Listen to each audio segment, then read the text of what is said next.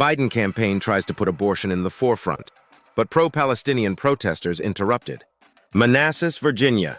President Biden and Vice President Kamala Harris continued their re-election campaign's push to put abortion rights front and center in the 2024 election with a rally, although the event was interrupted by pro-Palestinian protesters. Mr. Biden took the stage last, surrounded by supporters with signs monikered "Defend Choice" and "Restore Roe."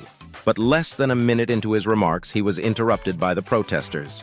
"How many babies have you killed?" shouted the first protester before being escorted out by Secret Service agents. As Mr. Biden continued his speech, he was faced with more than a dozen interruptions. "Genocide Joe has to go," one chanted. "Ceasefire now." Each time, protesters were drowned out by Mr. Biden's supporters chanting, "4 more years." Mr. Biden hardly acknowledged the protests, but at one point he said, "They feel deeply." He later added, "This is going to go on for a while. They've got this planned."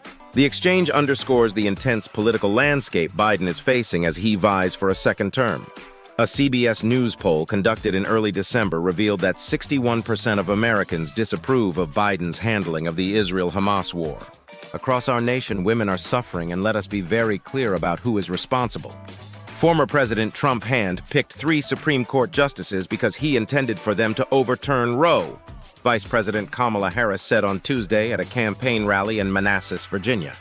The message is a part of a larger strategy of the Biden-Harris campaign's re-election bid as they attempt to connect restrictive abortion laws to Trump and contrast themselves as candidates with an agenda of restoring abortion protections provided under Roe v. Wade.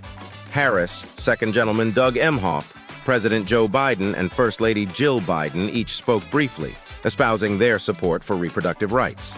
The invite-only rally marked the first time the president and vice president, as well as their spouses, had campaigned together since announcing another run for the White House.